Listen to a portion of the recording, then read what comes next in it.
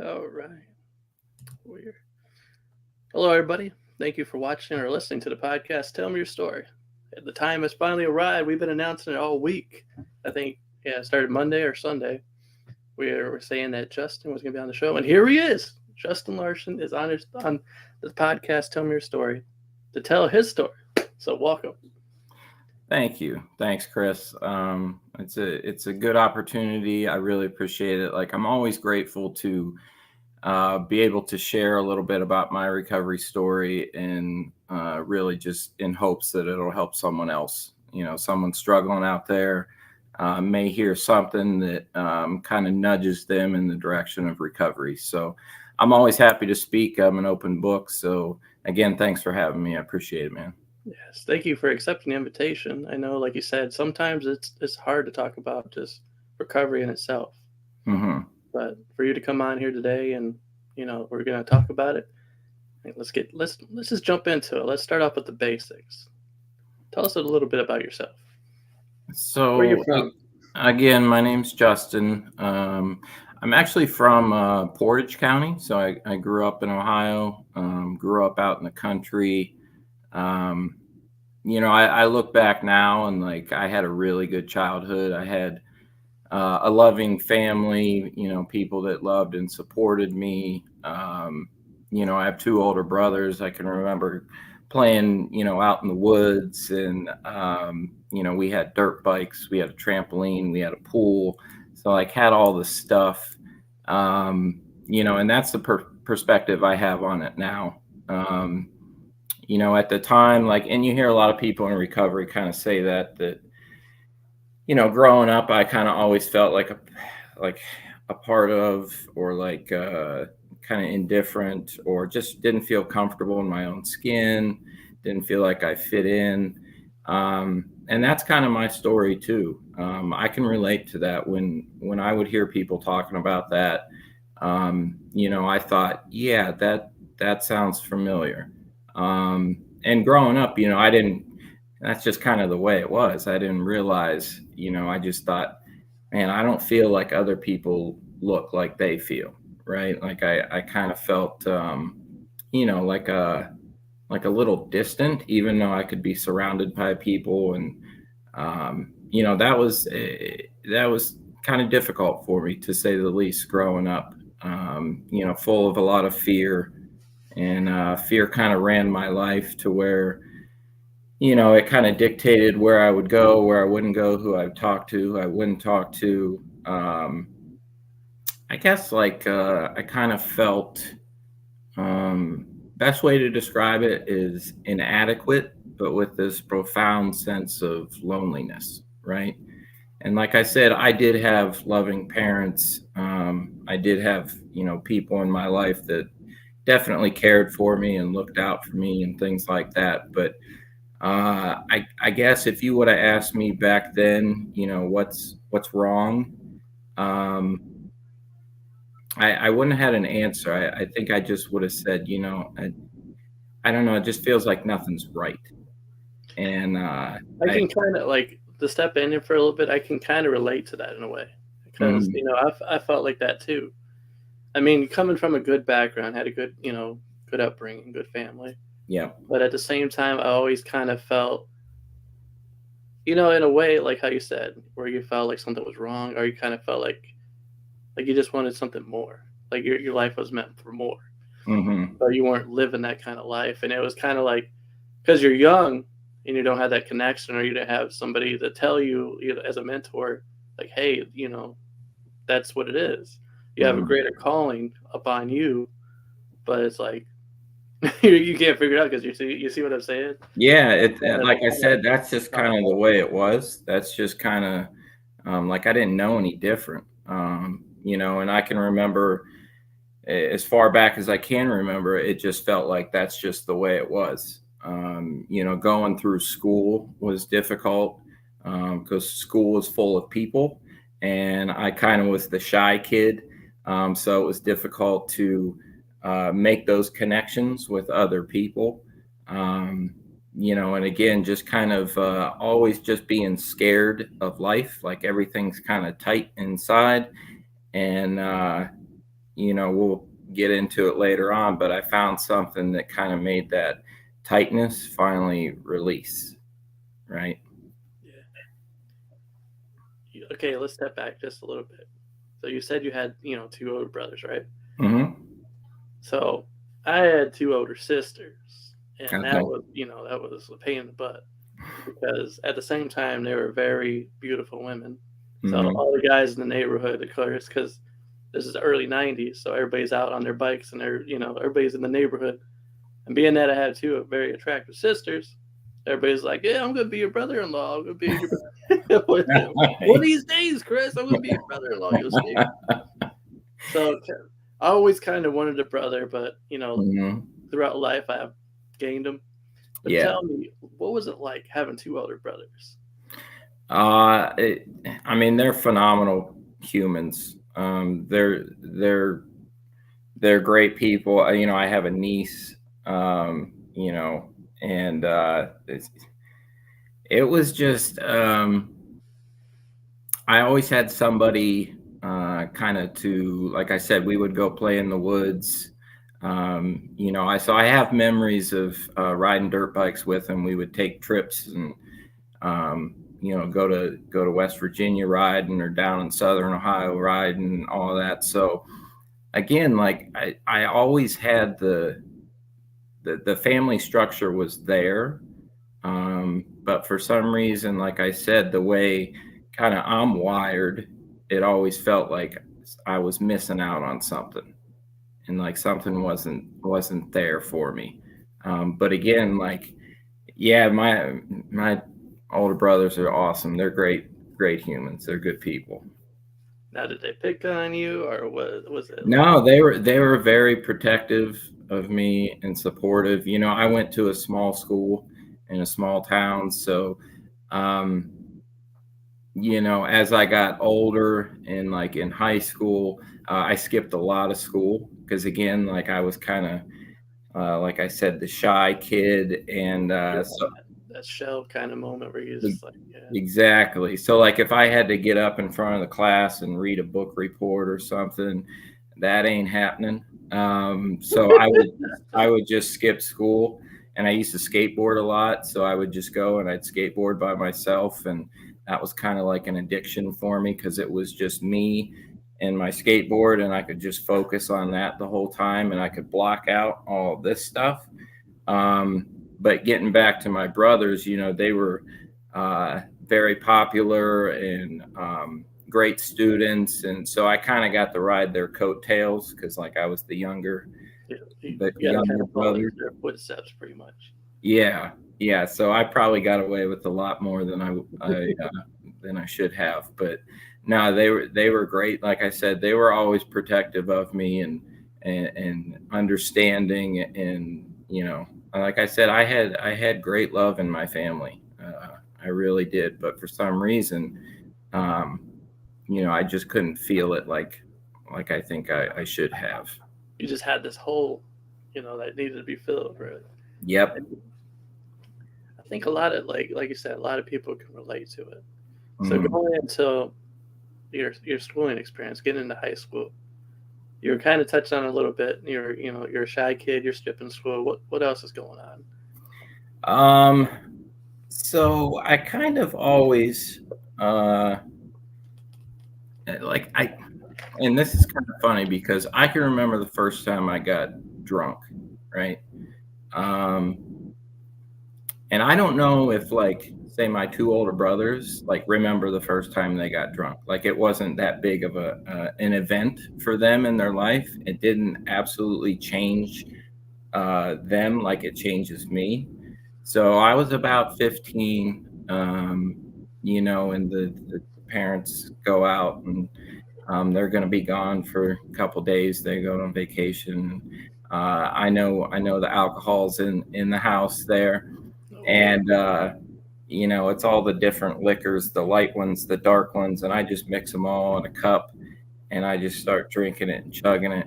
Um, and what happens to me when I drink that alcohol is, like I said, that tight spring inside of me just Yeah, loose. finally releases, and all those fears are gone. I'm not worried about what people think of me. I'm not even thinking about it. Like I said, I think it feels like I was holding my breath for like 15 years. And then when I take a drink of alcohol and that warm feeling washes over me, it's like I can finally breathe. And that feeling was something I wanted to feel for as long as possible, because that was my solution to living just life, just existing. Because what it did for me, like I said, changed my entire outlook on life, and I was finally able to kind of come out and play. And like a lot of people, first time I got drunk, it was a disaster. It was a mess, vomiting and just the whole, it was bad. Wake up with a terrible hangover, that sort of thing. But like I said, like I remember that so vividly because of what it transformed inside of me, just because of what it does to me. Like I remember that like it was yesterday. And I don't think like I said, if I asked my brothers, they'd be like, I don't know, I don't remember. You know what I mean? I remember that. What you were doing? Yeah, yeah, How many times we've been there, done that? And for anybody that's in high school right now, and you're kind of feeling that peer pressure. I mean, how can we say this? I can't tell you not to do it because you're going to do it anyway. Because you got to learn, you got to live by example, learn from your own experience. But yeah. I'm telling you, you're not missing nothing. You see it in the movies all the time. They kind of portray it as like, oh yeah, that's just the way of life, and that's what they did to us. And I mean, if you can control it, just relax. Don't overdo it. Don't do too much. But honestly, stay away from the stuff. You're not missing out on anything. If you're like me, it was fun, for a little bit. But it slowly started to go down a very dark and lonely path. Just to fast forward a bit, I mean, towards the end of my active alcohol use, I was chasing that fun from that first night. But that fun, the party and the fun, it'd been over for a decade. And it became a necessity. It became my life, something I had to do. And then all the, getting into all the physical stuff with it, it was bad. But yeah, it starts out as fun and like, trying to fit in. I remember being like that, but when I drink, I'm a pig. I can't stop. And so I can go to a party and, I feel a bunch of anxiety and I'm nervous so I start drinking. And the way my body reacts is that first drink, I want more. And I'm going to do whatever it takes to get that next one. And so a couple hours after, into the party, I'm the guy throwing up in the bathroom, and then everybody's laughing, and you can't hold your liquor and all that. But that's how it goes, Wait. That's right. Oh yeah, just a mess, and that's not fun. That's not fun. But that's just how I am. That's what I used to do. And that, like you said, it just became it was turned it was a good thing at first because it helps you like release that spring. You became Yeah. relaxed, but Mhm. then it became an addiction. Yeah. It started becoming a habit where you're like, I gotta have this because you thought that's the way you calm your nerves. Mhm. You can be relaxed around everybody, and it's just a good feeling overall. Yeah. So of course, the next morning when you had too much. Yeah. Yeah, alcohol changes the way I think to where, I think I'm funnier. I think I'm awesome to be around. I think I'm clever. I think I'm witty. But the crazy thing is like it also makes me think that you think I'm like that too. So like not only do I think I'm funnier, I think Chris thinks I'm hilarious, right? I'm the life of this party until I'm thrown up in the wastebasket and all of that. Yeah. Yeah. I'll admit, during that time period, when I was doing that, I would probably been the guy checking on you. I'm like, okay, he's a little crazy when he's having his drinks and whatnot. Hopefully, he doesn't try to climb on the roof and do like the scene from Almost Famous. I don't know if you've seen it. Where he's Yes. like, I'm a golden god. Yes. I'm a god. Make Great sure he doesn't movie. try to do any of that stuff. Make sure that you're good, man. Yeah. That's how I was. But when I was drinking, I would always just get the buzz, Mhm. and that'd be cool, and then I just mellow out. But it got to the point, like you said, it was fun at first, but after a while, it fizzled out. It got boring. Mhm. And then, like I said, I had that hunger inside where I felt, or the calling, where I felt like I could be doing something better. Like Mhm. that's it for me. What am I? Like I heard an inner voice say to me, like, "What are you doing, Chris? Yeah. This isn't for you. Why are you doing this? Who are you trying to impress?" Yeah. Yeah. And I would hear that over and over every time it came out. And that's what, like, I guess I'm glad I did, because it helped me kind of just step away from that life altogether. And I know I have people still out there, friends that are still doing it to this day. But I'm like, dude, there's so much more in life to do that. You're working hard during the week, but you're living that life where you're just spending all your money on alcohol. And then Yeah. you're talking about you want to win $1 million. Like, dude, you don't even know how to spend a paycheck. Yeah. Like, come on, man.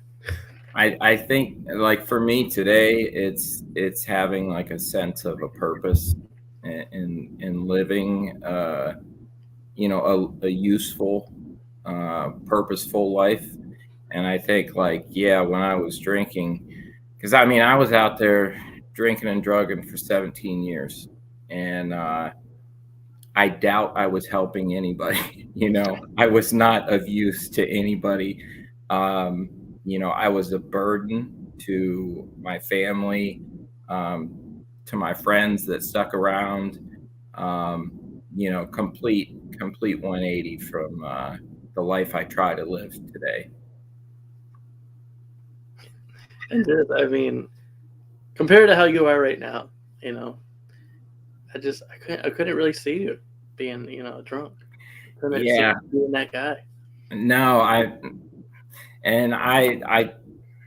appreciate that. I've had other people say that they met me, after I got sober and in recovery 9 years now, and they say, I can't imagine you drunk or nodding out or all of that, and I know it seems like a different life for me. I remember all of those times because it makes me super grateful for the life I do have today. And I don't ever want to go back to that way of life because, yeah, it's there's no use, there's no purpose. It's a very dark and lonely existence, basically. Now, somebody just asked me the question: did you ever tackle a grill while you were drunk? Did I ever what? Did you ever tackle a grill, like cooking grill? No, but from what I can remember, no. But I probably was too drunk to even get up and try to tackle someone.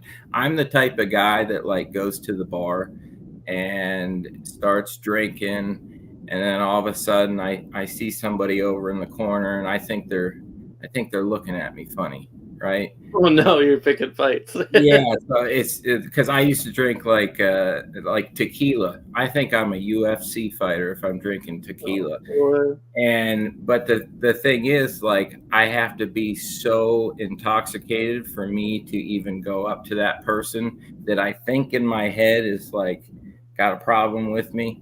To where if we do go outside, they just beat the crap out of me because I can't even stand up. So like that's any sort of like physicality to my drinking. That's about the extent of it. I had a buddy like that once, where he actually wanted to fight a coat hanger because he thought it was some guy that was putting his dukes up. It's like, dude, it's time for you to go to bed, man. Right. He was yelling. He was like, "Come here, you drunk octopus looking." I was like, "All right, it's time for you to go to bed." That's when you know he's had enough. Yeah, I'm for cutting sure. you off, man. It's time for you to go back to bed. Yeah. Oh yeah. I was the type of drinker that especially like after I got out of high school and I attempted college, but I really had no intention of getting a college degree or anything. I went to Kent State because I knew that's where the parties were, and I eventually dropped out. And I was the type of drinker that no matter what time of the day, if my eyes were open, I needed to have a beer in my hand. And the scary thing is that I get in vehicles and I drive them, and there was always some alcohol with me. There was always alcohol in me. I got into a lot of car accidents. Thank God I never hurt anybody. I never had anybody with me. But that's the type of drinker I am, to where it's on. If, like I said, if my eyes are open, I need to have alcohol, and it's just going and going and going until I either pass out or I crash a car or I come out of a blackout and I'm in a hospital and I don't know how I got there. I don't even know what city I'm in. I don't stop until some outside force stops me. That's pretty much how I drink. And for me, like I said, I'd get the buzz, but then that was enough for me to turn into Gatsby. I became the life of the party, I guess. Mhm. And then I would start. For me, I would always end up with somebody I didn't know by the end of the night, like a random group of people, and then they're inviting me to their place and hanging out with them, and Sure. that's just how it was. But like I said, as far as driving and stuff, I was always kind of, thank God I was, I was conscious enough to say, nah, just walk home. Yeah. Or in some cases, I would feel like running. I would be like Yeah. Forrest Gump and run all the way home. I would run No. all the way home. That's the responsible route that I apparently lacked when I was drinking. It was kind of like all bets are off. That's pretty much it. And I can relate to being with different crowds of people and going to a bar and I don't know anybody, but by last call I know everybody, right? And Yeah, that's too bad. I'm the chameleon, right? Like I can blend in with any group, any crowd, any type of person. That's just kind of, because again, like I have like this deep-seated desire for acceptance, and whatever I need to do to fulfill that, whether it's drugs, alcohol, partying, any of that, like I'm going to chase that. Because I don't have that, like we said, like I got this hole inside of me or something. So like whatever I have to do to fit in with these people, to feel like accepted and feel like I'm a part of this crew, then that's what I did. um, you know I could talk to somebody and their favorite color is red. That's amazing. My favorite color is red too. Like you play guitar, I love playing guitar, and just whatever I have to do to fit in, that's kind of what I would do. Yeah, I mean, we could all say that. Mm, Because, like you said, it calms you, calms your nerves, relaxes you, and before you know it, you're talking to everybody. You're like, yeah. okay, I like you. Your favorite color is red. Mhm. You like to play music, so do I. Yeah. And then, like, you got About- to say it like how you really would say it when you're drunk. You're yeah. excited about everything the person has to say. Like, yeah, man, I'm excited. Yeah, you like the Oh drink. yeah. Oh yeah, just sitting at the bar, just thinking about the problems of the world and solving them. At sitting there at the bar, drinking some PBRs, and it's just like I know how to solve this. And, just the grandiose thinking and all of that was just ridiculous. The favorite conversation for me was always the $1 million idea that people come up with. Like, this is what I'm gonna do, man. This is what I'm gonna do. Oh And yeah. I'm like, okay, we'll see, man. Let's yeah, we'll see what happens. Yeah, that would have been me. I always had like I said, I was at Kent State, and I still have that kind of that restless feeling, and So hold on, wait. Let's step back just a little bit, kind of go back into the story. So when you got to Kent State, your Mhm. senior year, did you know that's where you wanted to go because it was the party school? Or did you have it all figured out what you were going to study? No, I didn't have a major. It was all just the general studies, and at that point, my life was get a drink, smoke some weed, oh, there's some pills. Okay. Like that. I started getting into that sort of thing. Yeah, because you're on the next level now. Yeah. Yeah. Okay. And it lasted about a semester. And I showed up to classes, enough to get straight D's. Right. So technically I didn't fail. Right. So always a possibility, but no, so that was like the thing. And it was kind of like, Ohio's the problem. It's always gray, it's always cloudy, it's always these people. If I could just stay away from this situation. And I had a buddy that lived in Tampa, Florida, um, and I thought that's where I need to be. That's the fresh start that I need. It's sunny. There's beaches. There's girls in bikinis. Like that's it, right? That's it for me. Life.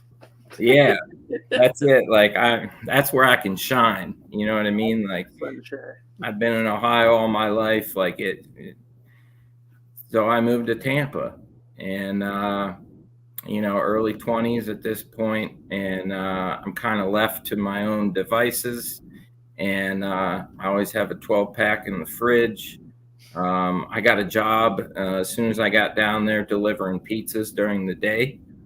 And it was a great job for me at the time because I could drive around, listen to my own music, smoke a little weed. I always had a tall boy in a big gulp cup. And, it was good until I was maybe asked to stay over and work the dinner rush. Because I should not be behind the wheel, especially after 8 hours of just all day long. And, I start rear-ending cars and things like that. And this guy's in a hurry, man. He wants to deliver that pizza. 30 minutes or less, man. I got to. No, it just got to a point, like I said, it just got out of control. And,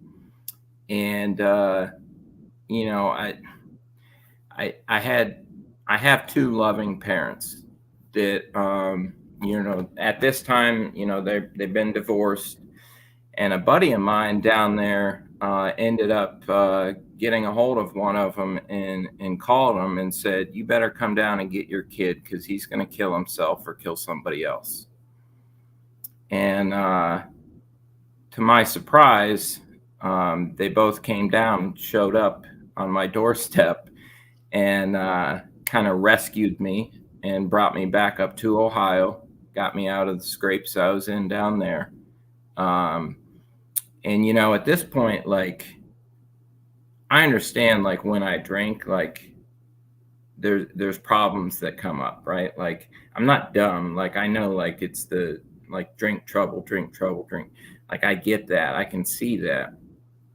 And now I have, like, some of the heat's on, right? Like, people are starting to tell me, like, you got a problem.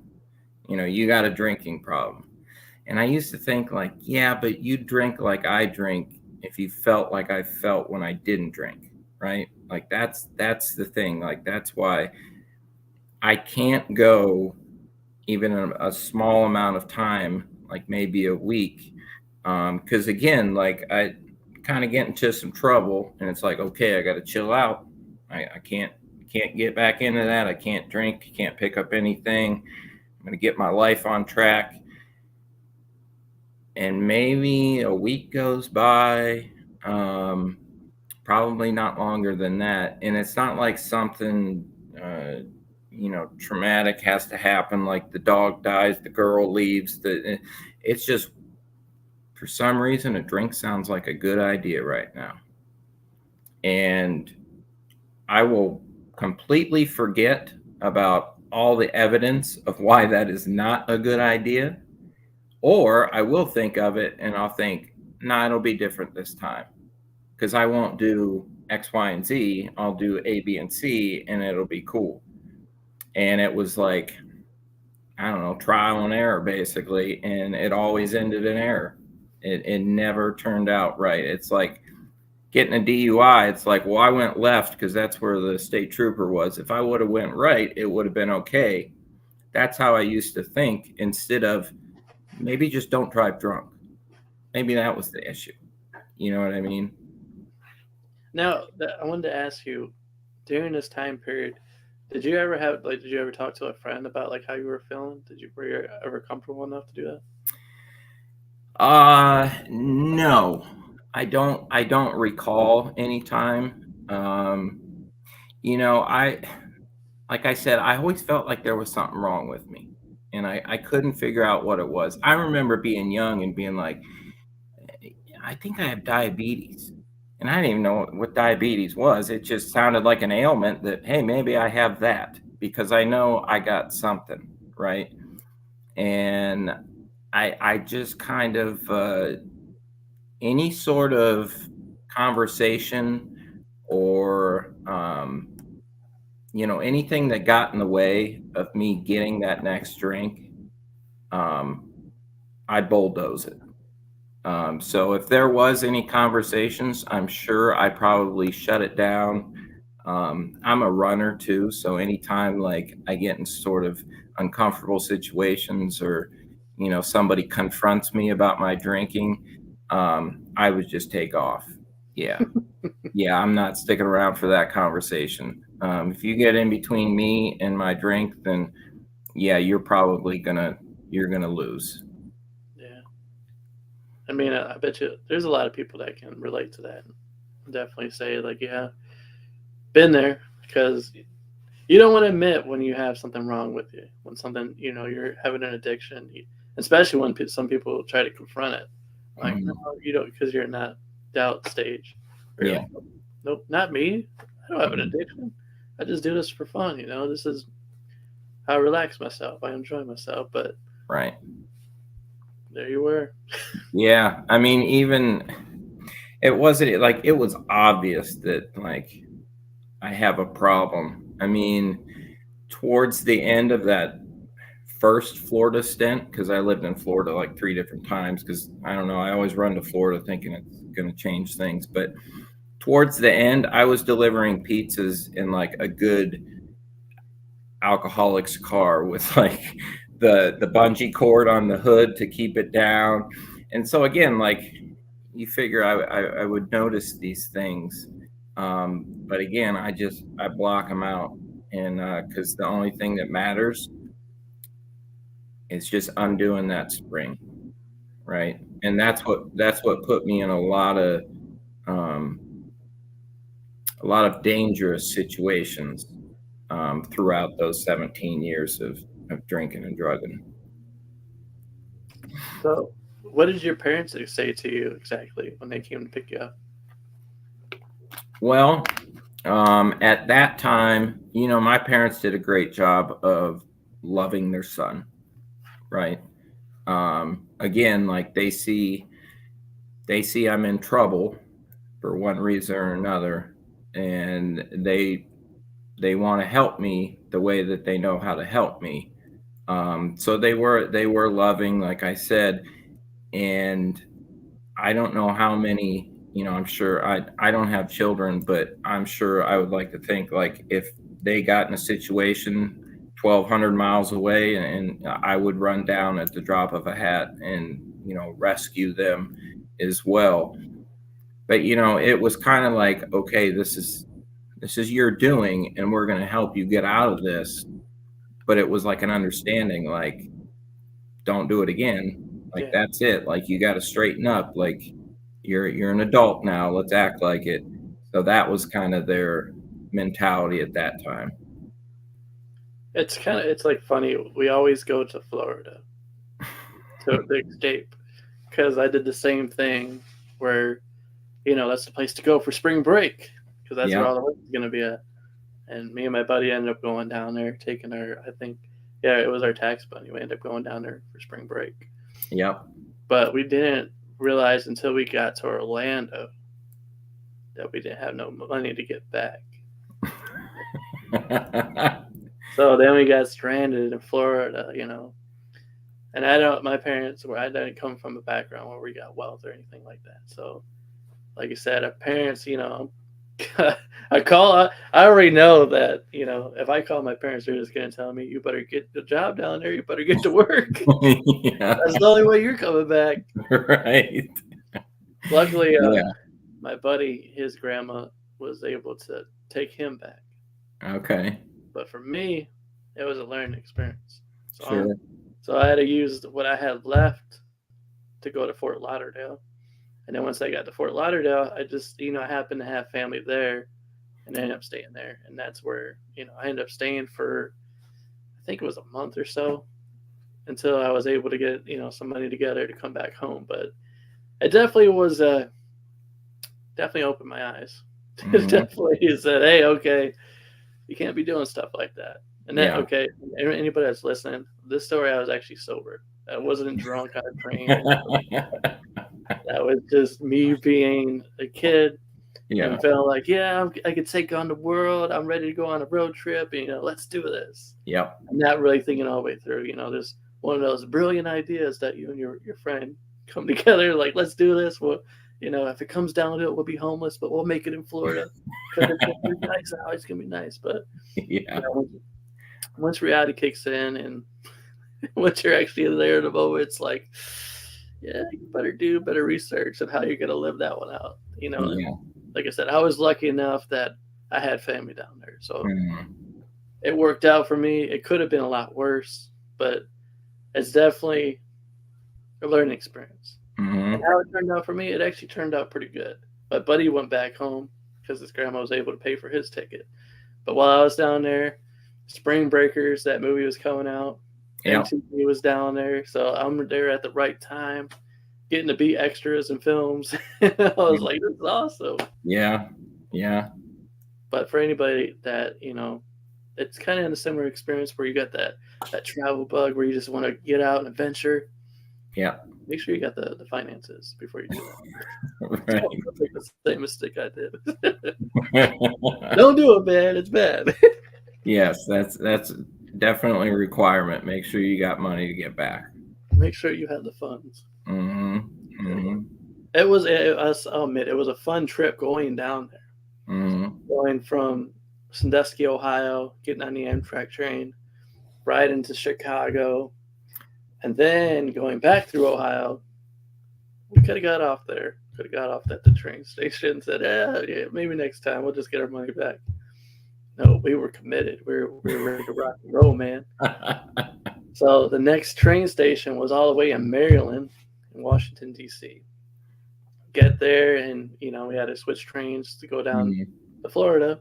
So we ended up hanging out in D.C. And I'll admit, I didn't like Washington too much. Too many statues there, and I mean it's a nice place. Don't get me wrong, but they're expensive out there. Very, very expensive. I could live there. No, sir. Yeah, it is. It's very costly. Yeah, I was there a couple summers ago for a work conference, and it's beautiful. It was really nice, but yeah, it's pretty expensive. Oh, actually, I'll step back just a little bit. So as we're going into the night, because we're in the sleeper's cart, I don't know if anybody's familiar with that, the Amtrak train. We're in a sleeper's cart, and I'm on the top bunk, and my buddy's underneath, and he's still wired, wide awake. And we're going through Pennsylvania. We're going through the mountains and stuff. And I hear him below me start freaking out. He's like, "Oh my God, Baker! Oh my God, they're outside the window." I'm like, "What are you talking about, man?" He's like, "There's ghosts, there's spirits outside the window." Then there's like, I'm like, "Okay, what is this he talking about?" So I jump down from the top bunk, and I look out, and you see like the lights going by the windows, and they're going by, and you're like, "Oh, wait a minute, what is this?" And then I started looking in the distance, and I'm like, "Oh, it's the high beam lights." Somebody's got something going on. The lights are going like this, and as they're Oh, doing it, they're reflecting, and it kind of looks like a spirit, like an orb coming by the train. And it's like, no "Oh, way. I see." But it was the high beam lights. No way. Yeah, Yeah, that he would was be a freaking little, out, tripping out, man. yeah, that would be a little concerning. Yeah, for sure. But there we are. So that was, we ended up going to sleep after that. We were like, "Ah, dude, we need to get some rest because we got to get up and do some exploring in Washington, D.C., because we're going to be there for 4 hours before you can get on the next train to go down to Florida." And we ended up exploring Washington, but like I said, they were expensive. Mm-hmm. And we got on the train after the 4 hours that we spent there, and that was a long trip, man, because we weren't in the sleeper's cart. No, we went back to coach to pay for the rest of that ticket. And a lot of people, I mean, probably don't talk about this either, but a lot of Amish people ride the train. Okay. Yeah, usually there's a full train, there's a full cart of Amish people. Okay. And you just hear them as we're walking through the train to get to our seats. Just they're just snoring away. I'm like, "Oh boy." And some are like, I think I wouldn't say they were Mennonites because they Mm-hmm. have the headphones on and everything. They're kind of just living normal life. Mm-hmm. And so, it kind of remind me of the old people that you see at Walmart that just let them go. Mm-hmm. That's what you hear. It. He's got the headphones on. You just hear him just let one loud. Yeah, oh yeah. And of course, you got to be next to him. That's where you're sitting. That's where your seat's at. But then after that, we got to Georgia, and then the rest of the story, we get to Orlando, and then that's where we find out, like, yeah, we don't got enough money to get back to. Looks like I'm living in Orlando now. Yeah. We're gonna be in Florida. We've made it. We're gonna be living down here now. Got to make it happen. Yeah, there was always some sort of like I said, I lived on both coasts. I don't know what it was. It was always about a beach. It seems like, because I lived in Myrtle Beach, South Carolina for a while. And it was always like the glamour of like the beach and the ocean and all. And I love the ocean. Talk about like a power greater than myself. That is, I'm always in awe every time I see it after I haven't been there for a while, wherever it is. But just the power of the waves and the ocean and stuff, that's just very awesome to see. So I think I always thought that's where it's going to work. That's where it's going to be different. That's where I'll be okay. But it was always me going. So that was always the issue. I'll admit too, like being by water, because I'm right by the lake here. Of course, being in Cleveland and stuff, you're right by the lake. Something about it, man. I always feel so relaxed when I just sit right by it. I find it so calming, so at peace. Yeah. I'm like, when I heard you say that, I'm like, oh, I'm glad I'm not the only one that feels that way. It's just, I feel really, maybe it's because we're used to being by it. Mm-hmm. And that's like, our feeling of being at home or something. Like that. I don't know. I feel always super relaxed when I get by the water. It's a really calming atmosphere, and just to be able to sit there and listen to it. And, I certainly appreciate it now whenever I get to go. Yeah. If you're, for a person that's listening right now and you're feeling overwhelmed, you're stressed out, you got a lot on your mind, give it a shot, man. Go down there by the water. I'm not saying jump in it, but don't baptize yourself, especially on here. You'll be smelling like fish for 2 weeks, maybe longer. But just sit there and kind of listen to the waves, man. Just relax, kind of Mhm. in a way, or say just kind of meditate. Just relax, Mhm. just shut it all down. Don't look at your phone. Just sit there for how long you need to. 5 minutes, 10 minutes. Just chill, just relax, ease your mind. Yeah, being out in nature, just at a park or um, where I grew up was like my backyard was Nelson Ledges, which is pretty famous for the quarry and all of that. So that's kind of where I gravitated to, was just being out in nature and everything, especially in Ohio with the seasons. Yeah, it's just beautiful.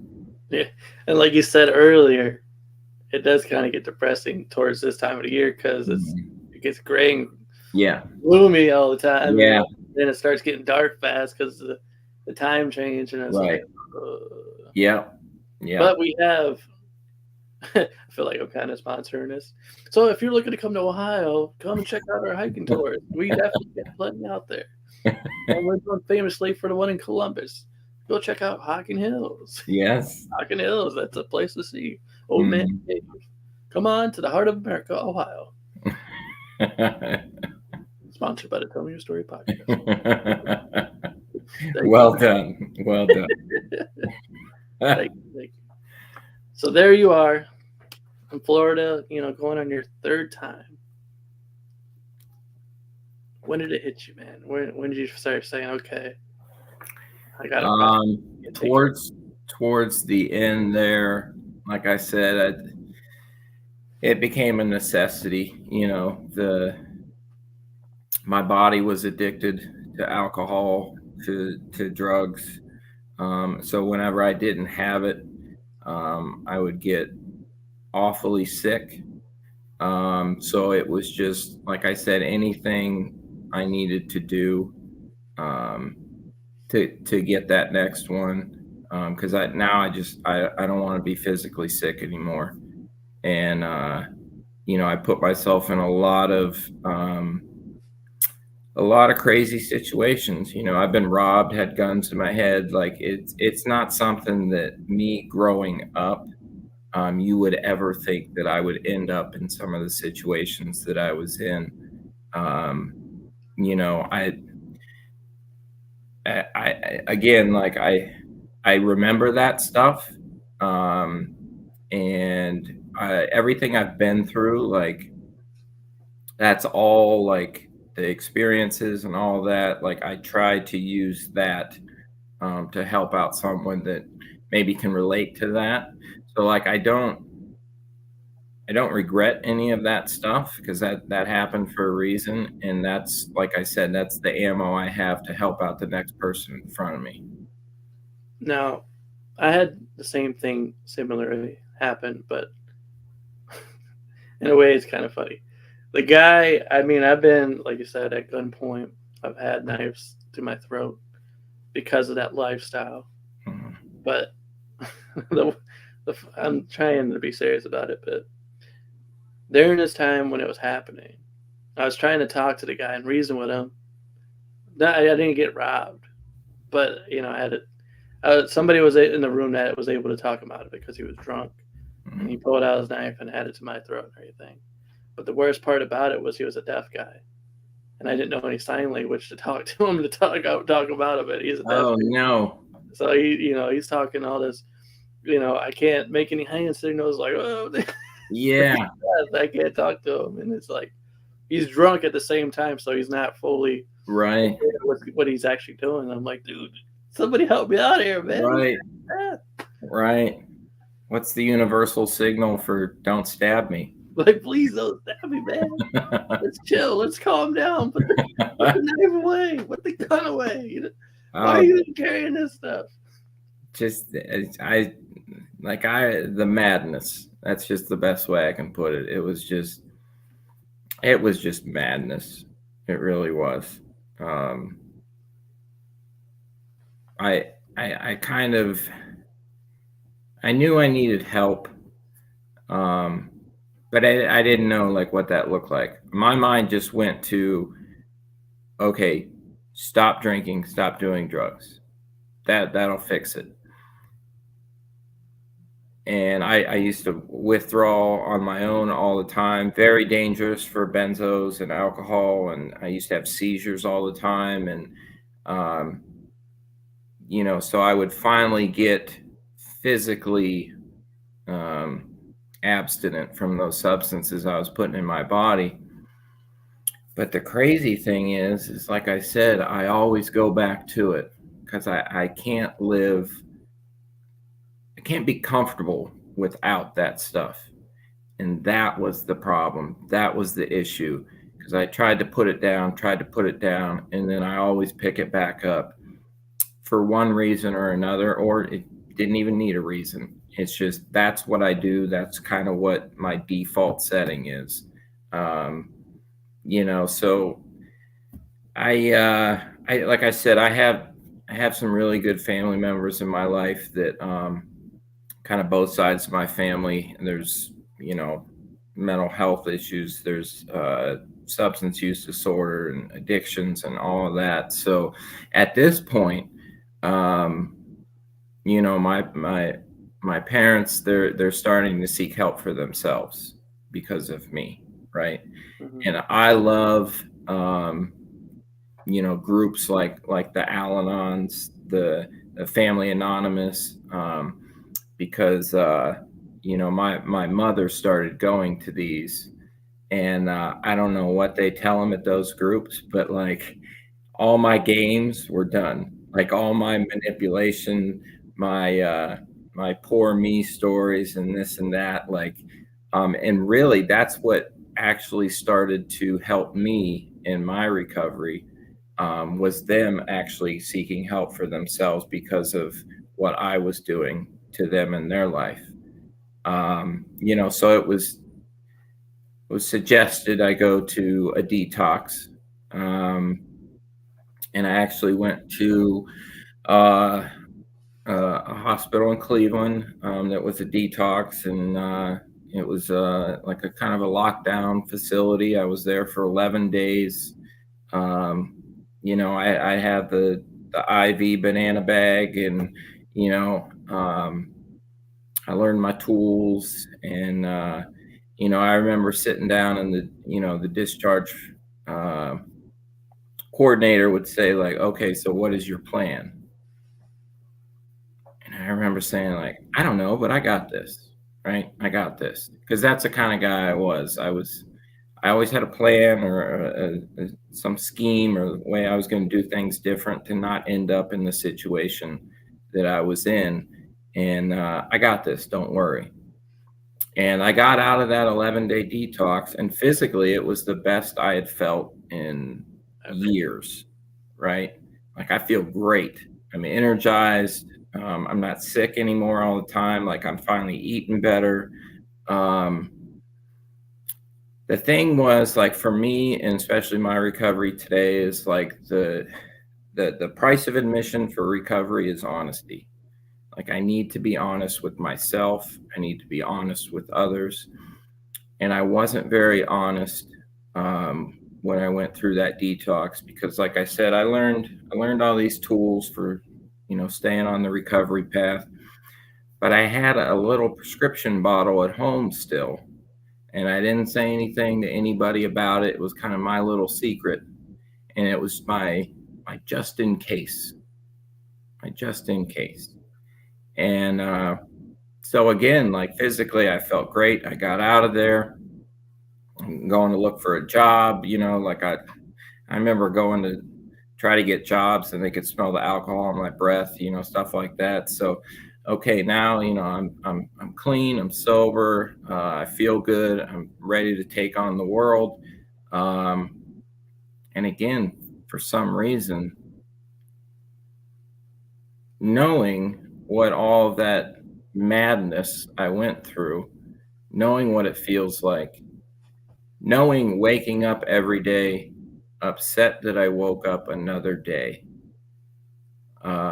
Why do I go back to that little prescription bottle and start eating those pills? I don't know. And that's where that's when things really got bad, I'll say. Uh, Because I want to kind of step in here for a minute, mhm, because like in a way you kind of get brainwashed. You're in the facility, and like you said, you were in there for 11 days, and in that time period, you're with good people, yeah. people that know what you're dealing with and how you're feeling, and that's how they were able to take care of you. So you're away from your problems. You're away Mhm, from reality. So when you step back out and you come back into your reality, you're like, okay, that first day, you're like, I'm good to go, yeah. ready to rock and roll. But once you start to settle back in, that's when the problems are like, you thought we left? You thought we were gone? We're still here, man. Right. We're still here. And then, like you said, out of habit, man, from the addiction of being, you're so used to, because that's your comfort. That's Mhm, how you make yourself relaxed. yeah. So you start to get back into that where you're like, okay, why not? It won't hurt. Just Yeah. one, Just just the one. just the little chatter up here. Yeah, just a little bit, because that's where you're pretty much on autopilot. That's your comfort. That's where you have Mhm, trained your what the new age would say, your subconscious. mhm, That's where you have trained your conscious, and it's programmed into your subconscious to believe that. yeah. So that's where it's going to. That's where your comfort is. You're relaxed. You're like, okay, let's do Yeah. this. It's not gonna hurt nobody. Yeah. Yeah, that's when you know, the chatter gets a little bit louder and louder and louder, and it's like, I can't take it, and I go right back to it. Um, and, I had, like, little moments of clarity, I guess you could say, like, throughout, those last 5 years, of active use, to where, I'd come home stumbling. And when I say home, I mean living in like my grandmother's basement or my father's attic or, whoever would take me in. But I would come home and I'd be drunk and I'd see the look on my mother's face. She's bawling and she's just saying, "Why do you keep doing this?" And I remember just honestly saying, "I don't know." And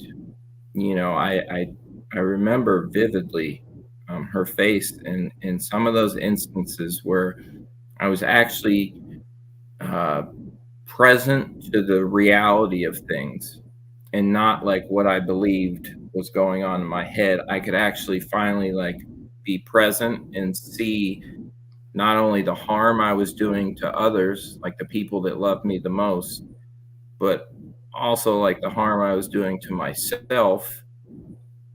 And it was just like, I can't get out of this. I don't know how. I don't know what to do. I need help. I don't know what that looks like. I don't know where to go. Um, and from that detox, and like I said, it's not just a physical thing for me. It's the mental part that gets me because I got out of there, physically felt great.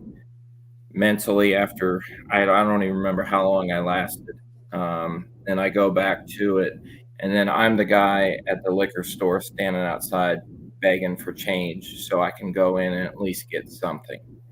Um, I'm the guy that I know when the middle school kids get out of school and they're walking home on the sidewalk, that I walk out onto the sidewalk and ask them if they have any lunch money left over from the day.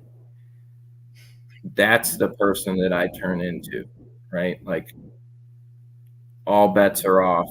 All I care about is getting that next one in me, and I don't care what situation I have to put myself in.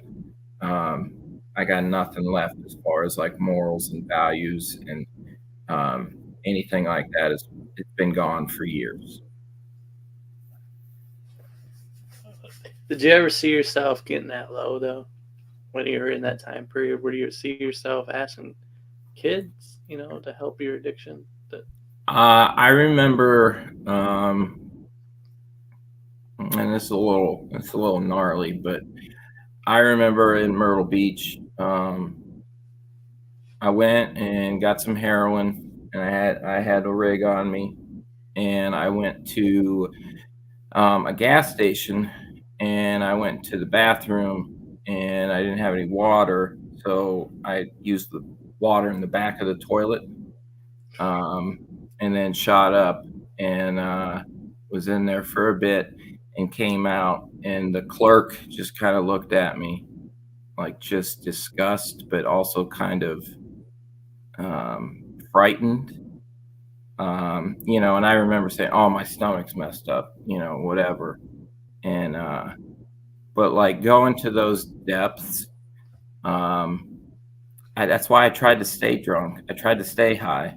Um, I if I think about that stuff or like I have any sort of feeling, I need to stuff that and I need to mask that. I can't handle it. Um, and so that's why I just tried to stay like as intoxicated as I could for as long as I could because I can't handle feelings. Um, Towards the end, like if I was drinking, like I would just be like crying and just a mess. But like I said, the fun had been gone for a long time, and I'm just drinking in a corner, crying, and sobbing, and that's just the way that's where it led me, you know. And you're in that moment, because like you said, it's no longer fun. Mhm. You're just kind of supporting the habit. Yeah. You don't want to do it no more. You're tired of it, but you can't break the habit because it's just there, and you find yourself in that corner, laying, hunched over, just like, I need help, man, but how do I go about with it? Because it's like you Hmm. said, you have always felt this way. You always Yeah. felt, unwanted, unloved, just like weren't meant to be. Like, why am I here? Hmm. What's my purpose? Yeah. So, And yeah, okay. So, how long was it before it started to click for you? so it was highly suggested that I try a treatment center where it was more than a detox, so a residential. Um, and back then, there wasn't many options, and I didn't have insurance. Um, so I had to try to get insurance at this time, try to get Medicaid insurance so I could go to a treatment center. And I had to call this treatment center like every day at 8 a.m. Um, and before, like I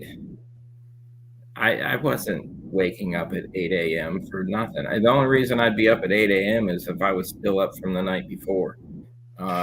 So this is like where I start to see like something working in my life because I did get up and I called that treatment center. Do you have a bed available? No, call tomorrow. Okay, thanks. Um, and I do see like there was people placed in my life kind of throughout my journey um, that really had a huge impact on me. That I look back and, like I said, the perspective I have now is I did have all that stuff in my life. I wasn't able to connect to it or be aware of it at the time. But eventually, I was able to get a bed at that treatment center and had some awesome counselors in there, some really awesome counselors, and I get to see them sometimes nowadays, and I always give them a big hug and just thank them from the bottom of my heart because they helped save my life. Um, and I Can you think can you I, tell us who that treatment center was? Yeah, it was in Youngstown, Ohio. It was called Neil Kennedy Recovery Center. Neil Kennedy. Yeah, So the yeah. viewers and listeners who are listening right now, and you're kind of going through the same thing, kind of just point them in that direction. How can they get help? So there's different options. It just depends. The main thing is just reaching out for help. Where I get to work today, this is kind of jumping ahead, but Thrive Peer Recovery Services, we're a peer recovery support agency.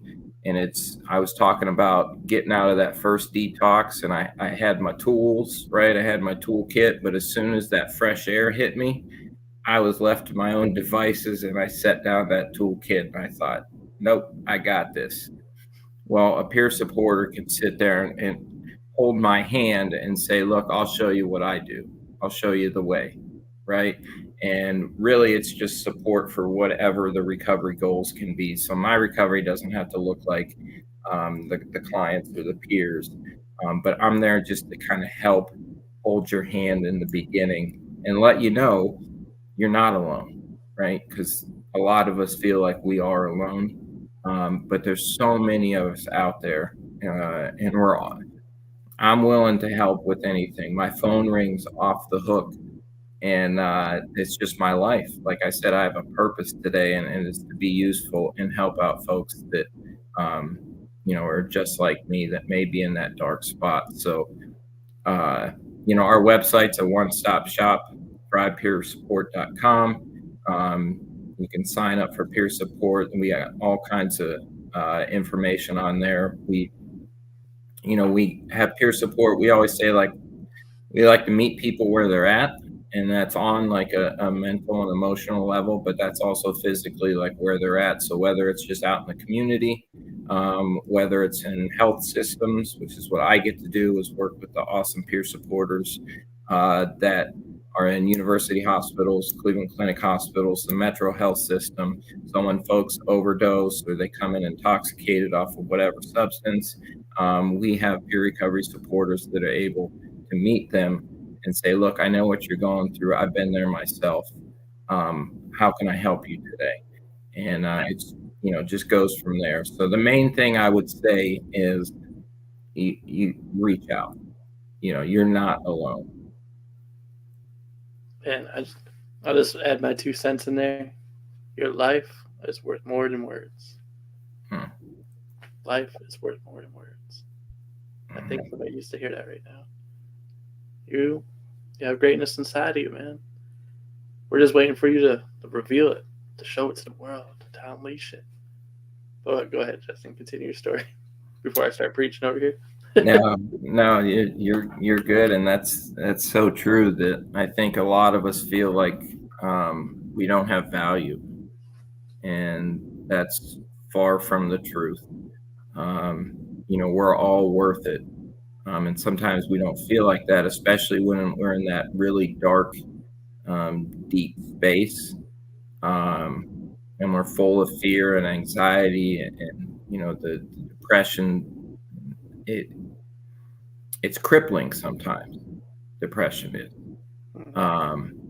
But the main thing to remember is that you're not alone in that, because I've been there too.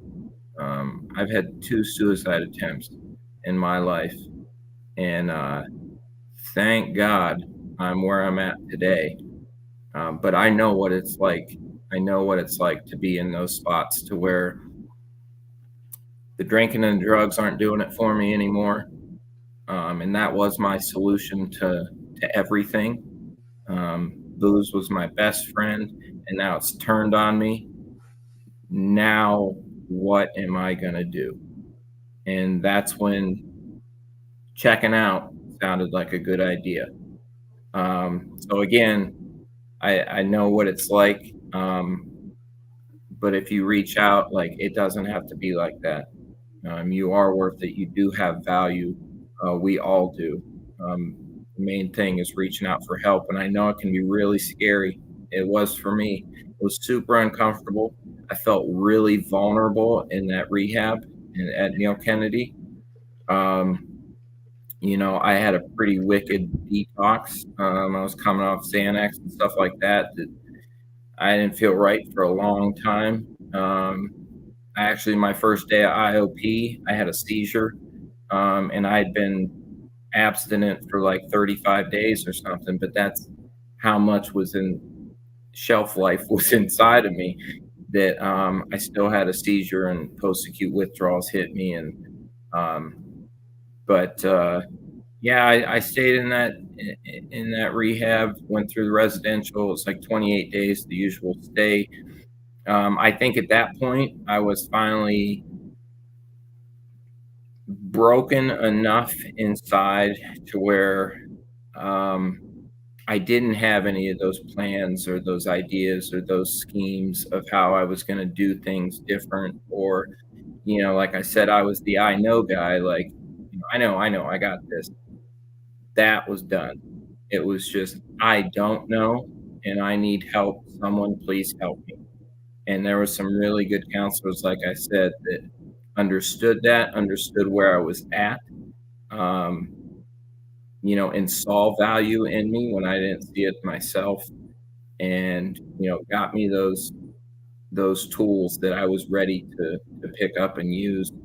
From after the 28-day stay, it was suggested I go to sober living. I didn't know what that was, but again, I'm out of options. I don't have anywhere to go, and again, my best thinking does not work out so well for me. I got 32 years of evidence of that, and so I go to a sober living house in Warren, Ohio. I remember the guy on the phone, the owner. He said, "Look, I don't have a bed, but I got a cot in the basement." And it was not a furnished basement. It was like concrete. There was cobwebs. There was a washer and a dryer that were like, I swear they were constantly running, like just all running. And I had my cot there, and you know what? The humility and the willingness, um, indispensable. Can't have enough of it, because I thought, you know what? If this is what it takes, whatever was like the fear in front of me of like first going to sober living and it's full of a bunch of guys and I don't know, are they going to like me? What's that going to be like? And it kind of brought back fears of like going to school, right? Full of people. I don't do well around people. And I had to remember, like, whatever was in front of me can't be as bad as what I just went through, is what's behind me. Being homeless, living in my truck in a Walmart parking lot, that sucks. So whatever sober living is, it can't be as bad as that, right? And I had to keep telling myself that I know what that other life is like. I ain't going back to that no matter what. So I'm going to do whatever's in front of me, no matter how scary and uncomfortable and how vulnerable I have to get and how honest I have to get. That was just the willingness that it took for me. And I ended up staying in sober living for like 3 years. Huge advocate, cheerleader. I love sober living, especially like where I was in the Trumbull County area. It's just phenomenal, guys, that the camaraderie that takes place, because we're all kind of we all have the same goal, right? Is to just like stay sober, recover, get this thing, get our lives back on track. And I just kind of fell in love with that. And, like I said, I stayed in some of those houses for 3 years, and I'm grateful for it. I still visit a lot of them. I pick up a lot of the guys that live in them, and it's cool because what I get to do now as a peer supporter, it kind of like was unofficial peer support back then, like being a house manager and sharing my lived experience, because I had been there longer than these new guys just coming in. So I kind of helped them navigate things. And after about a year, I got my license back, and I started working, and eventually, I worked a ton of different jobs in my life. I was always like a cook in kitchens. Like, I worked at like 3 different Applebee's all over the place, and I got a job as an excavator, about 8 feet down, 10 feet down in these holes, and I know what you're like talking about. Yeah. doing the grunt work, and then eventually a buddy of mine, he actually opened a treatment center, and he called me and he said, hey, do you want to drive a van picking up the clients for their day treatment and their IOP? And I thought, sure, that sounds better than this hole I'm in. So I started doing that, and again, like I look back on it, and that was kind of like peer support, because I would be driving the van and I'd pick them up from their sober houses all around Trumbull and Mahoning, and they would share what they got going on with them in the morning. Like I got in trouble for not doing the dishes, and like all the stuff like that. Um, and I would get to share because I have that lived experience myself.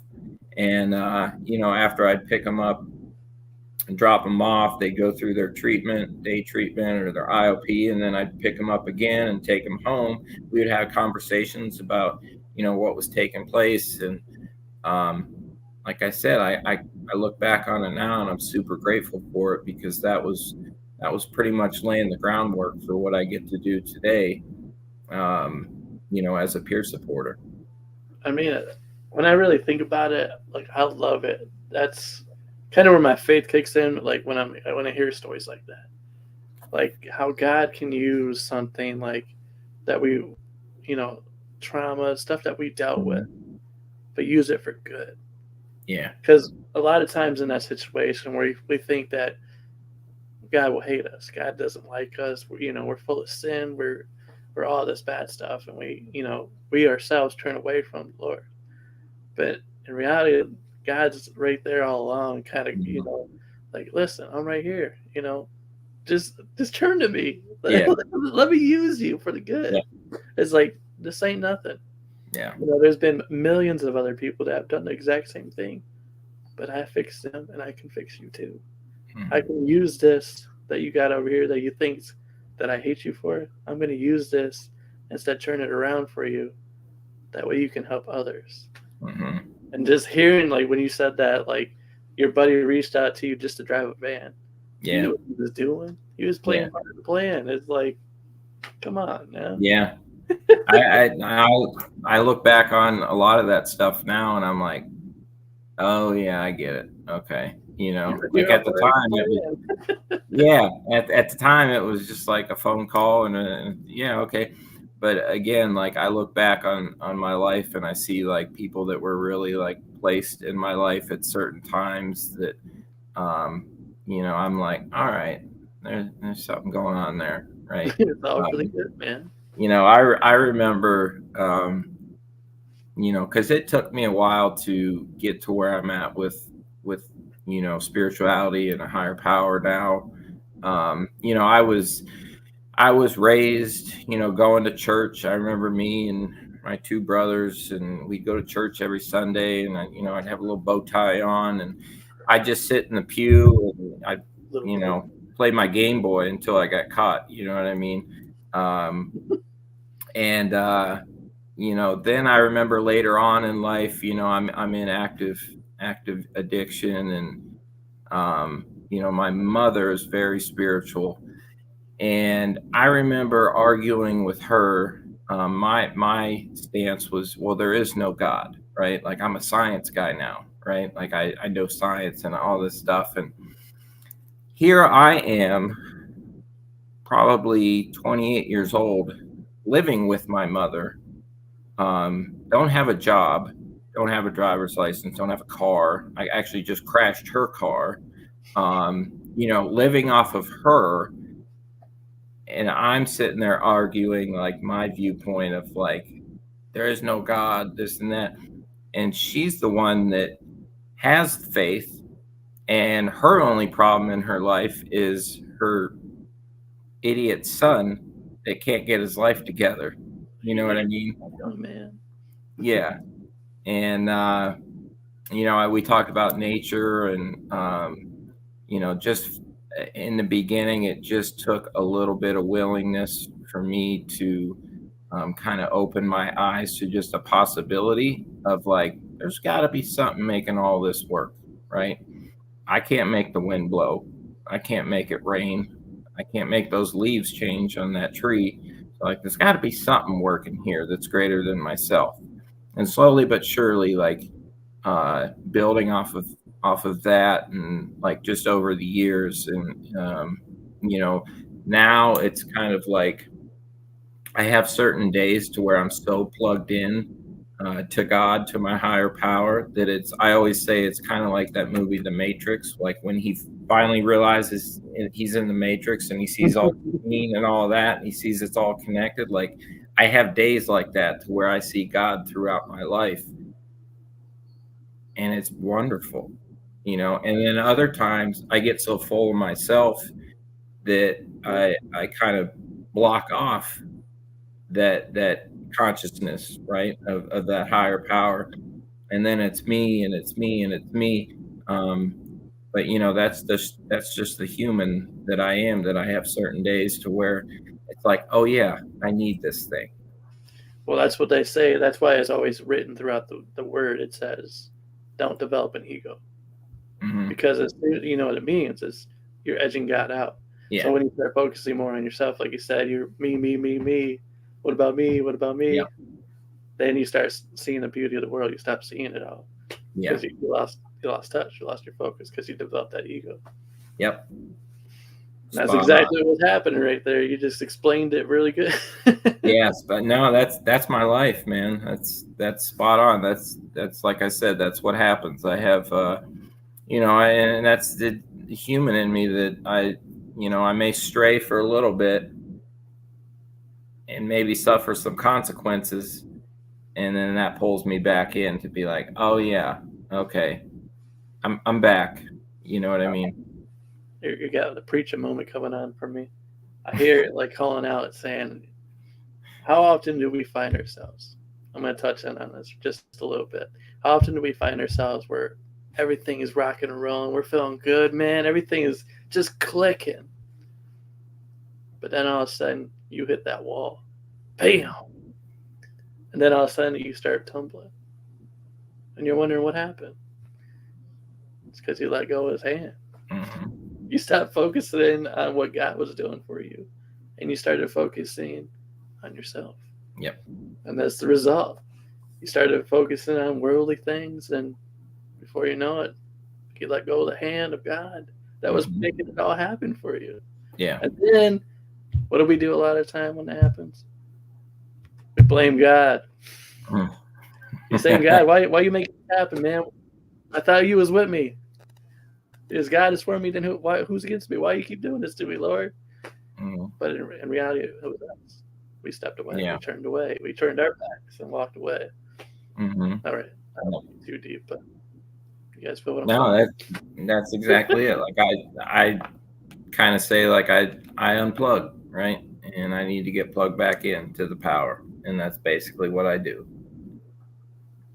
So there you are. You're back. You're in the van. You're working. You're connecting. It's all happening for you.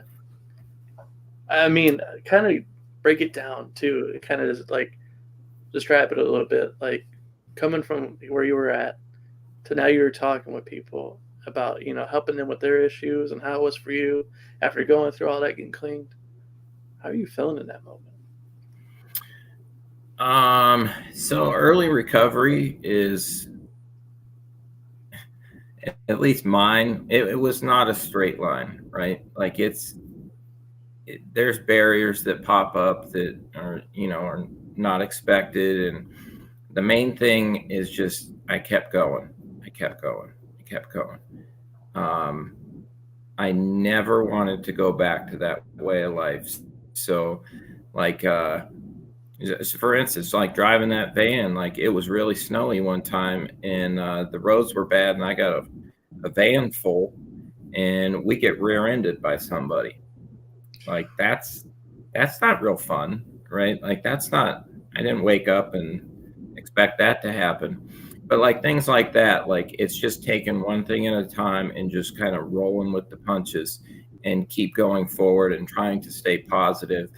And I did develop a pretty great support group from the Sober Living House.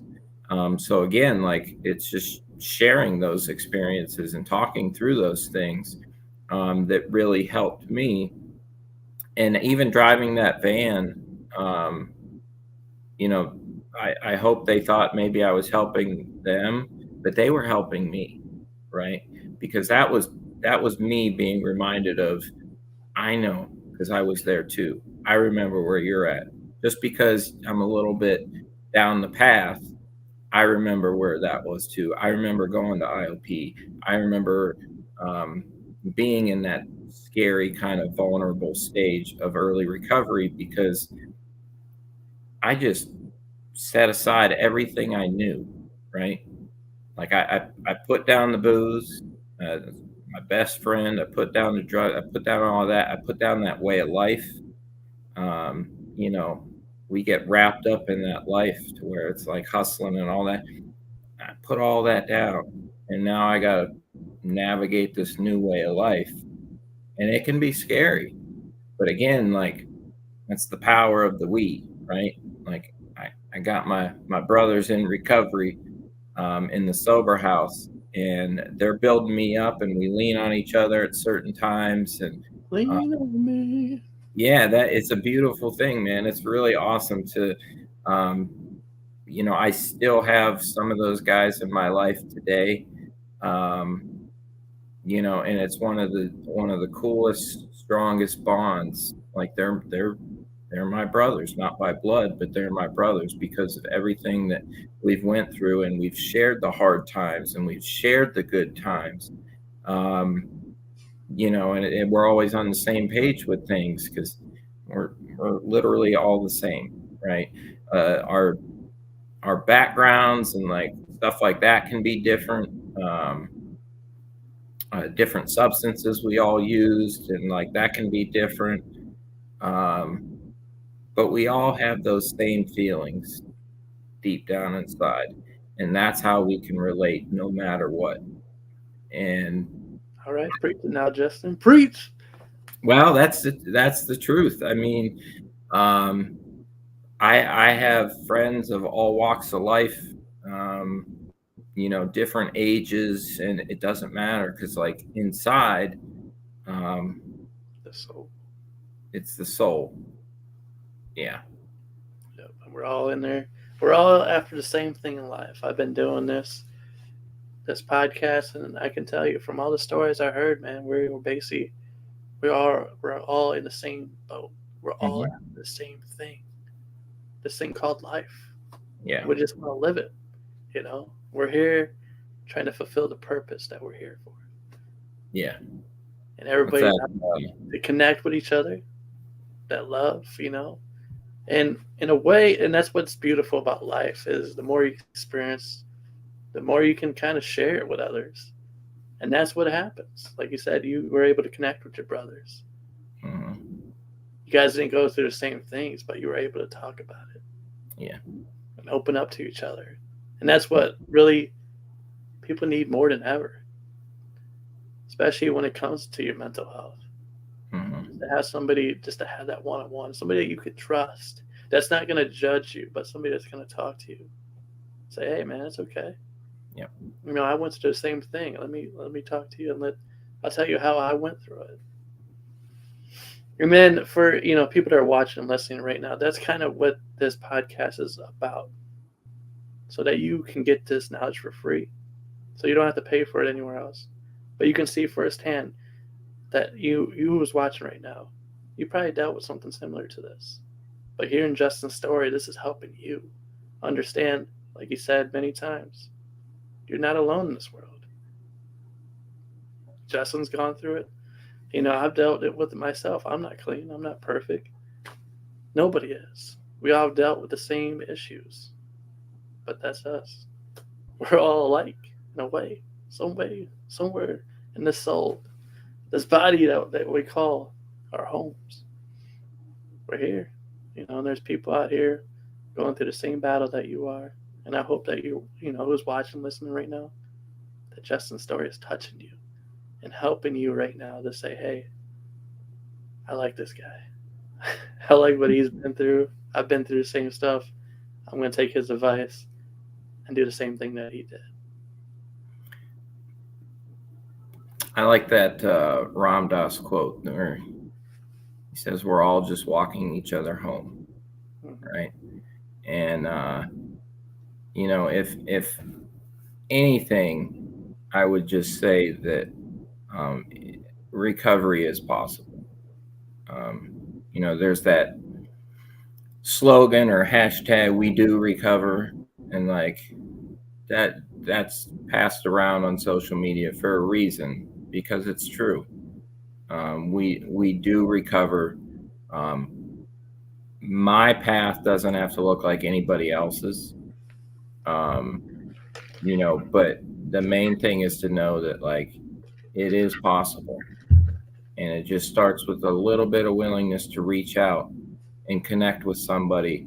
And Chris, like you said, with um, just listening sometimes, and the non-judgmental approach is. I remember waking up in a hospital bed and seeing the doctors and the nurses just kind of scowling at me, and it just, you shouldn't drink, you shouldn't do drugs, you shouldn't, like, oh yeah, thanks, like, Thanks. I know great, this. I great know advice, that. you know what I mean?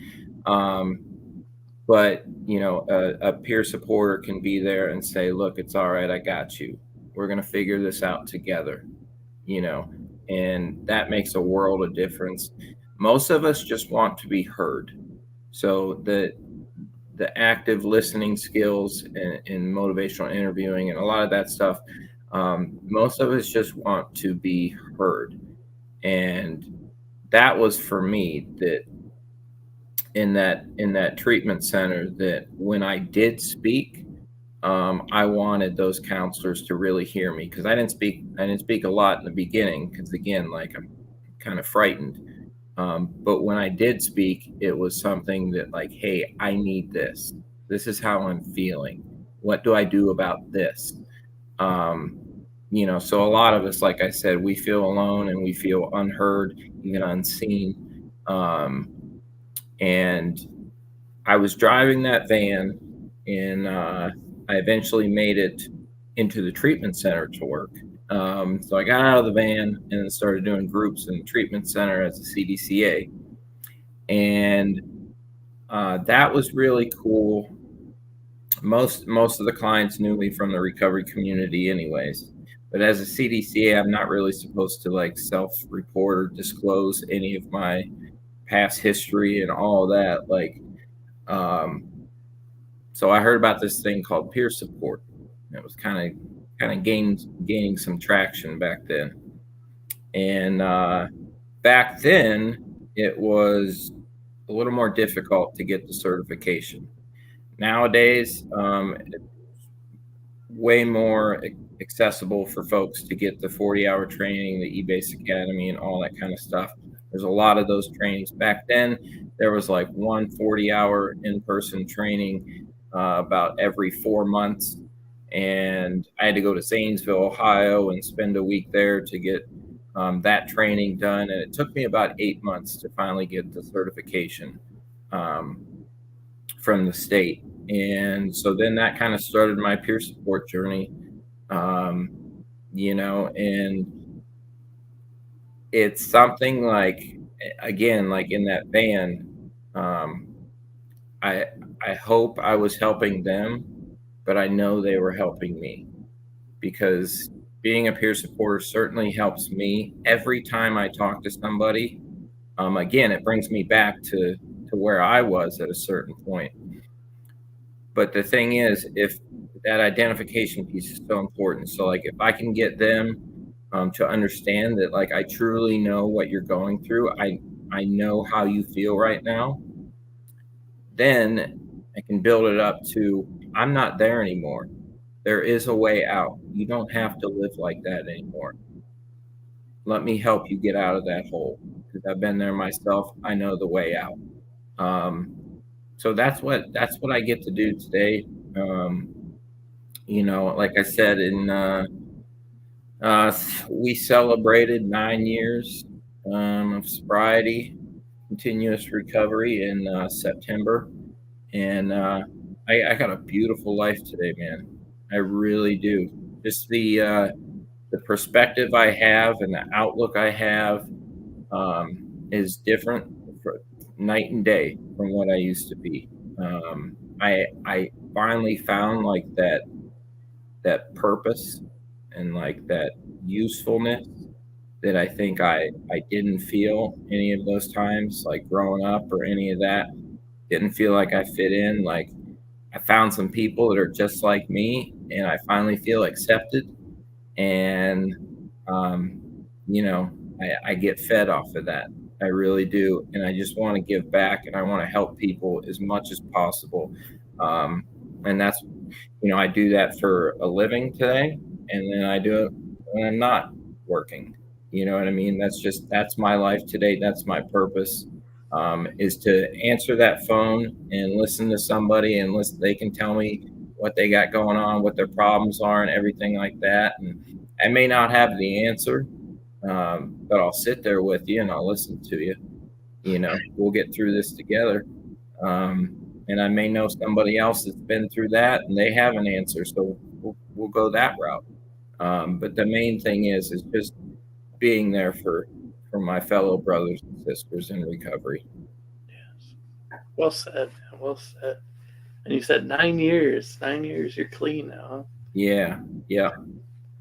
That is awesome, man. Congratulations, too, by the way. Thank you, thank you. The early recovery, like I said, is can be a little rocky at times. But man, it gets better. It gets so much better. It gets easier. Um, like I said, I have a life that I feel like I don't deserve today. I'm just beyond blessed, and to be able to really like share that with other people and have those genuine relationships. It's just a beautiful thing. It's a great way of life. And I'm very thankful and I'm very grateful, and that's why I do things like this. I told you that story of if I had to get up in front of the class in school and read my piece of paper, I'd be like, I ain't coming that day. But now I get to do stuff like this, and my whole purpose behind it is not like ego, like look at me. No, I want to do this so other people can see that, like, oh, that is possible. I can recover. If if that dude did it, I know I can do it, right? And I'm cool with that. Like, heck yeah, let's do this. Jump Let in. me be that guy. Yeah, yeah. That is awesome, man. And thank you. I want to say it once again, though. Thank you for coming on.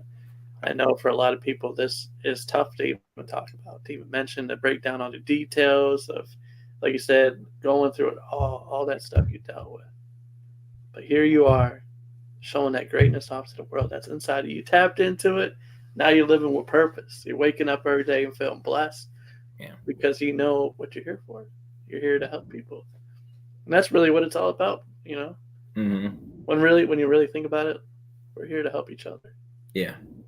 Everybody has their own part. Some way, somewhere down the line, you're gonna help somebody. Yep. But all right, as we begin to wrap this thing up, I want to ask you. Let's go with like 3 random questions, like how I usually wrap this thing up. The first question is, I'm gonna change it up a little bit. Change it up compared to what I usually say. Okay. So, off the top of my head, you have 90 days to make $1 million. The only thing you get is a car, $100, and a new cell phone with no contacts, and you're placed in a town that you have no connections. You get 90 days, and you have to make $1 million. How are you going to do it? So I have $100 already. If you have $100, a car, you don't have no place to live. You're living in your car, and you're in a town that you're not familiar with at all. You have no connections there, and you have a brand new phone with no connections. Sounds kind of familiar, actually, except for the phone. But living in my car, $100. Again, like I don't know how to make the million. I think I would take that $100 and do what I can to help out that situation, like in that community. Like that's kind of what I try to do now in my community is like build it up. So if I got $100, guess what? We got $100, right? Like what are we gonna do with this? Because it's about the community, it's about the connections. So I don't have any contacts in that phone at the time, but give me a day or two and I'll have it full, right? So I would use that $100. Like I'm not chasing a dream of making a million, because that's not where it's at for me in life. Like it's about the community and the connection with other people. Um, I don't even know what I'd do with $1,000,000. I'd probably give it away anyways, right? So Maybe I should repurpose. Let me like re-say the question instead of okay, going after the million, because that's what everybody wants to do. Most of the people. You're just trying to make it back on your feet. well, I guess it depends on where I'm at. Do they have peer support available? Because That's what I was thinking. I was like, when you began talking about it, I was like, oh, he'd probably just go by what he knows, and yeah, then look at, like you said, with the community and see what's going on in his community and see how you can help and benefit mhm, them, and then that makes the most sense too, obviously, because that's where you probably would go. You'd probably stay, because of how I look at it from my point of view. If they have a Walmart, that's probably where you're going to crash until you can get a place. You're going to sleep right, at the Walmart parking lot in your car. right. It's going to suck. You're probably going to use the $100. You can break it down, get like a gym membership. That way you can take showers. Oh yeah, that's a good idea. And then you probably, live off of basic stuff. Get like, Ramen well, you noodles. can't live off of fast food, but you could probably get like ramen noodles and Yeah. stuff and do that for, until you get stuff rolling. Hmm. And then, like you said, with the knowledge that you have now compared to before, you'd probably, like you said, look into the community, see what's going on, and try to make Hmm. it better, and then go from there, and then start building your connections, and then before you know it, you'd probably be back in the same position you are now, but working for a different company, doing the same thing. You think? Yeah. Yeah, it's just I'd probably try to find somebody to help me navigate the situation I was in, and that's kind of what peer support is, today is I don't know where I'm at, I don't know what I'm doing. I don't want to be here anymore. How can you help me? Oh, come on, I'll show you the way, right? Yep. I have these resources available. Here's some other options. What do you want to do? And I'll help support you that on whatever route you want to take. So I'd probably do something similar to that. Yeah. Awesome answer. Well said. Well said. All right. Second question. You have all expenses paid for, and you can go anywhere in the world. Where you going? It's kind of a joke with my coworkers that I don't even know why. It just sounds, again, this is one of these like, this is where it's going to be awesome. I know it. Um, and it's kind of a running joke now because whenever I'm out of the office, I'll put like my location is Fiji, right? So I'd probably go to Fiji just to check it out, see what it's like. Um, I don't know. I've been all over the East Coast. I just got back from a trip to Colorado. Beautiful out there. I went to Canada just about every year of my life with my family. We would always go fishing in September. Um, from my grandfather taking my dad and my uncle when they were small, to then my dad taking me and my two brothers, and so I've been to Canada quite a bit. It's beautiful up there. So I don't know.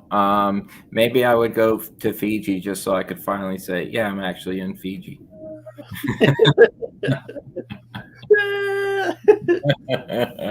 Okay.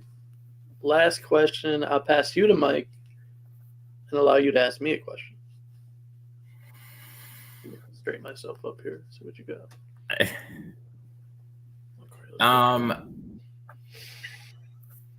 And this may be an easy one, but I think it's important. Why did you start this podcast? And what have you learned from doing the podcast? Because I know you have a lot of different people on here, and a lot of, I've watched quite a few of them now. And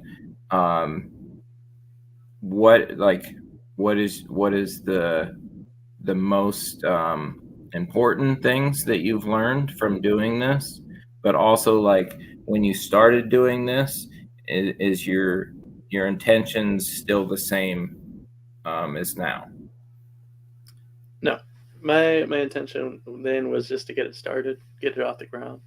But my goal overall was, I was, like I've said it many times before, I'm coming across people left and right in all walks of life, and I'm hearing their stories. People are sharing their life stories with me because I guess I just have a unique gift where people just feel comfortable around me and feel relaxed.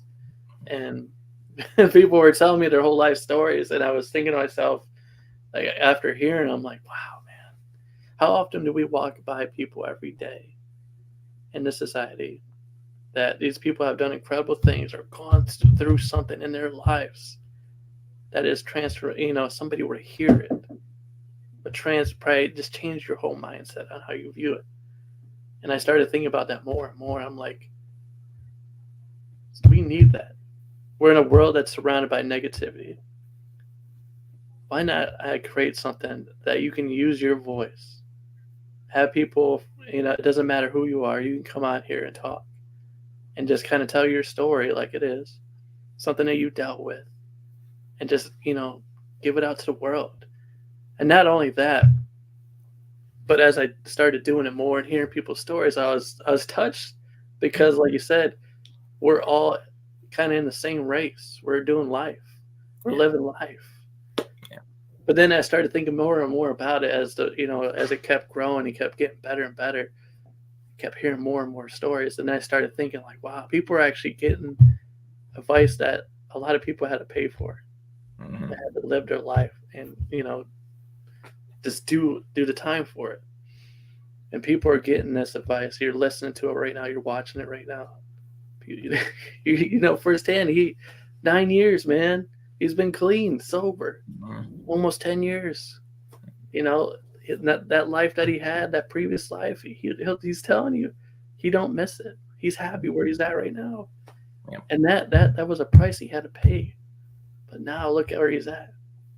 And for you that's watching that, thinking that there's no way I could do that, that's not true. You have potential inside you, and you can be just like Justin. Just walk away from it and do exactly like how he is right now, waking up, feeling grateful for everything, just happy, enjoying life. Although there's going to be days, like you said, where we kind of step away from that and kind of get caught up in our own head. Yeah. That's just because we're human. Yeah. But then, to also add to the question, I started seeing it more. Okay, people are hearing it, people are listening to it, and they're gaining the insights. But I'm thinking into the future too. 20 years from now, you got Ancestry out there, and hopefully YouTube is still a thing by then. In 20 years, I don't know, because technology is so getting so advanced. Right. But I was thinking also, what if one of our relatives, after if we're still here or if we passed on, want to know about us, or they want to know about somebody that's been on, and then they come across this platform, this podcast, and they get to catch it, they get to taste it, they get to see their loved one on here, and they get to hear and see, like, wow, I get to hear his story from how it all started, how he handled stuff, and they're living like through the same, going through the same.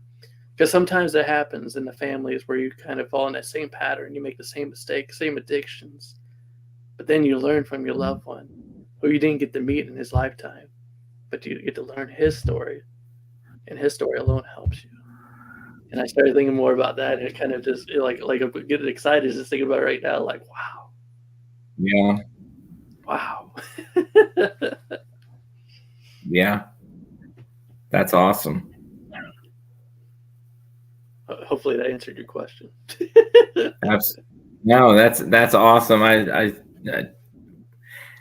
I never even thought about that. Wow. Left to speak. Like, dude, that's what I was thinking about. I started like getting into the future. I'm like, wow, Yeah. somebody will come across this one day, and they're gonna be moved. And I'm just glad, and like you said, just grateful for the opportunity of having you on, to have you share your story. Because, and everybody that's been on the show that's been accepted my invitation, grateful for it, because it not only benefits me but the future generations. Mm-hmm. That's the ripple effect, right? Yeah, the mic drop. Yeah. I like it. I like it. All right, Justin. Like I said, thank you for coming on, man. If anybody wants to get a hold of you, get in contact with you, how can they do that?